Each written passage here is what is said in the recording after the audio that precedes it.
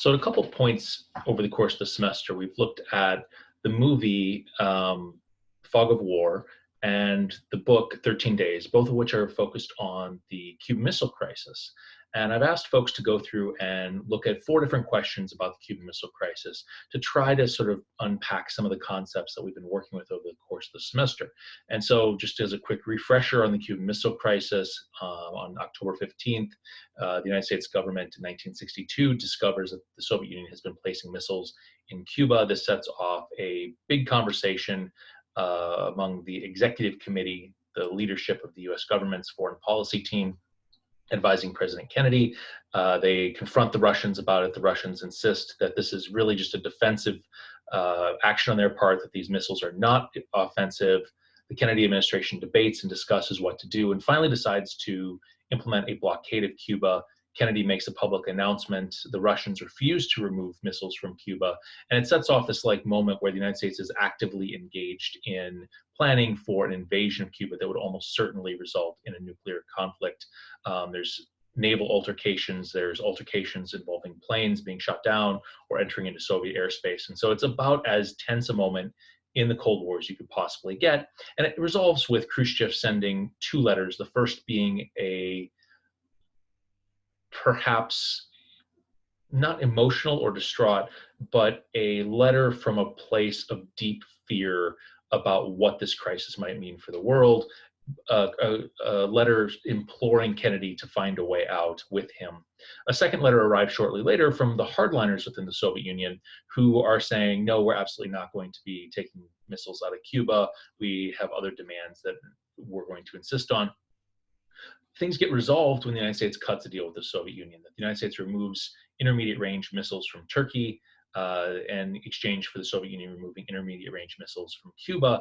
Part of the agreement is that the United States won't share that the US is removing missiles from Turkey as part of a deal with the Soviet Union, but what it ends up doing is de-escalating the conflict. And so one of the questions that I asked folks to consider is whether or not they saw the weapons that were placed in Cuba by the Soviet Union as offensive weapons or as defensive weapons. And opinions were sort of split. There were a handful of folks who said that these were clearly offensive weapons, that they gave the Soviet Union the upper hand in the Cold War because it would allow the Soviet Union to strike first, and that there was no reason for the Soviet Union to put those missiles in Cuba, that they could have defended Cuba in many other ways that wouldn't have involved nuclear weapons, or perhaps not recognizing or arguing that Cuba wasn't really vital to Soviet national interests, and therefore its only strategic value to the Soviet Union really rested on its close location to the United States and as a staging area for a nuclear strike. Others were convinced that these were very much defensive weapons, both because that was how the Soviet Union presented them and framed them and described them, that the actions to put these weapons in Cuba was an attempt to deter a US invasion of Cuba, that the secrecy involved wasn't a sign of duplicity, but was an attempt to just get this in place to make sure that the weapons would be there as defense against Cuba. Something that wasn't necessarily brought up, but I think is maybe worth highlighting, is that while you could make a case that Cuba was not an existential necessity for the survival of the Soviet Union, the United States was engaged in conflicts throughout the entire Cold War that weren't really critical to US security, but were framed in sort of a domino theory. If this small country falls in South Vietnam, then other countries around it will fall. And before you know it, all of the sort of allies of the United States around the world will have turned toward the Soviet Union. And so you could maybe make a case that the Soviets' interest in Cuba wasn't just about Castro, or wasn't just about its strategic value, but it was about the symbolic value of supporting and defending a communist state. Again, that would work to this idea that these are defensive weapons. A third group of folks, I think, ended up saying, and I'm going to try and phrase this correctly, that the weapons in and of themselves could be offensive or they could be defensive. The Soviet intention may have been defensive. It may have been offensive. It may have been perceived by the Soviet Union as defensive, and it was certainly perceived by the United States as offensive. And that sort of gets to the heart of what we've been talking about with this intersection of perceptions and offense-defense theory, that it's not just what the weapons are capable of and are able to do and effect they have on the battlefield. it's also how we perceive them and how we perceive the intentions of our adversaries when they're deploying these weapons. And so I think we've mapped the space around that question really effectively with our various back and forth responses. A second question that was asked was related to information processing. And if we thought that the Kennedy administration and the XCOM, the executive committee, was processing information efficiently and effectively, if they were able to take in information and use it in a rational way. And it seems that there was a consensus that something along the lines of groupthink was threatening to take hold of the executive committee, that there was initially a very quick rush, that there had to be some strong reaction, initial rush for military force, and then eventually that got walked back. And some folks observed that the military tended to be more hawkish. Some of the more civilian folks in the executive committee tended to see a military confrontation as disastrous, and that maybe there were two competing groupthink dynamics going on. But a lot of folks highlighted that Kennedy was oftentimes absent from those conversations, that he removed himself from them so that people weren't going to respond and pick up on cues of how he might have been signaling what he wanted, and people bending to match the leader's will, but also because that allowed for the different groups, the pro-invasion group and the pro-blockade group, to present their arguments to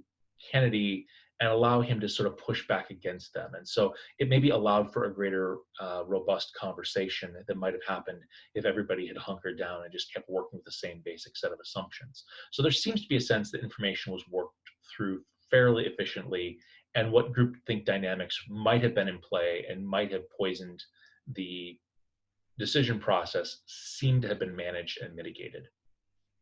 A third question related to the role of domestic politics. Was there a domestic politics component to this crisis? And by and large, folks seem to view domestic politics as secondary. A lot of the initial decision making about the blockade happened before the Soviet missiles in Cuba were common knowledge. And so there wasn't necessarily strong public pressure while the decisions were being worked through and information was being processed. Similarly, Congress was kept more or less in the dark until the policy was being announced. There were electoral concerns. Kennedy had to maintain his regular schedule. But I think by and large, folks took the view that there wasn't a reaction to a domestic political environment in Kennedy's decision making and in the executive committee's processing of this. And I think that's pretty consistent with crisis situations. In crisis situations where there's that acute time pressure, power tends to concentrate at the top. And some of the electoral dynamics and some of the interest group dynamics and some of the other things that we've talked about over the course of the semester that oftentimes influence maybe normal foreign policy processes have a harder time coming into play in those crisis situations. And then the final question that folks were asked to consider is, does it matter, or did it matter, that it was John F. Kennedy who was president at that moment in time? And there was an overwhelming sense that yes, it mattered a heck of a lot, that Kennedy was the person who was in charge at that moment. And a couple points were brought up to make that case. And one was that Kennedy was reading that book, The Guns of August, about how world leaders sort of bumbled themselves into World War I, not really realizing how bad it was going to be, making decisions without really fully understanding the larger context and the larger consequences, right? And so the fact that Kennedy's been reading this, on his bedside nightly reading for weeks really suggests that he was thinking about the perils of leadership and bad decision making in a way that maybe the average president wouldn't be at that particular moment in time. So that was maybe just fortuitous. Another thing that folks really highlighted is that Kennedy seemed to be the calmest person in the room. That when everybody was agitated, when everybody was sort of, on pins and needles and just stressed to the max, Kennedy seemed to have his act together. He seemed to be processing and thinking and working just a little bit less. His working seemed to be a little bit less driven by stress. And I think it's certainly accurate that that's how Robert F. Kennedy portrays his brother. Part of that might be that it is his brother, that he's painting this very thoughtful, deliberative picture of his brother. It's also the case that Kennedy was on heavy painkillers during the Cuban Missile Crisis. He was sedated. he was in pain his entire life from a back injury. He really struggled to sit for extended periods of time, and as a result, he was taking heavy painkillers. And so the fact that he was maybe a little less agitated, a little less willing to throw in for nuclear war, may have just been a fluke of his chemical state at that moment in time that gave him a little bit more. Um, I don't want to say a clear head, but maybe less of an adrenaline rush than some of the other folks in the room were managing and dealing with. And then finally, a lot of folks highlighted that Kennedy worked effectively to um, disarm the groupthink dynamic by pushing people to chat on their assumptions, by removing himself from the process, by having multiple perspectives presented. He was effectively able to get a robust conversation out of his group of advisors at a time of tremendous stress. And so I think that that covers the range of ways in which the Kennedy administration may have been different in handling the crisis than you might have seen with a different president at that particular moment. And I think does a really good job of unpacking a lot of the important concepts in the Cuban Missile Crisis in the book 13 Days.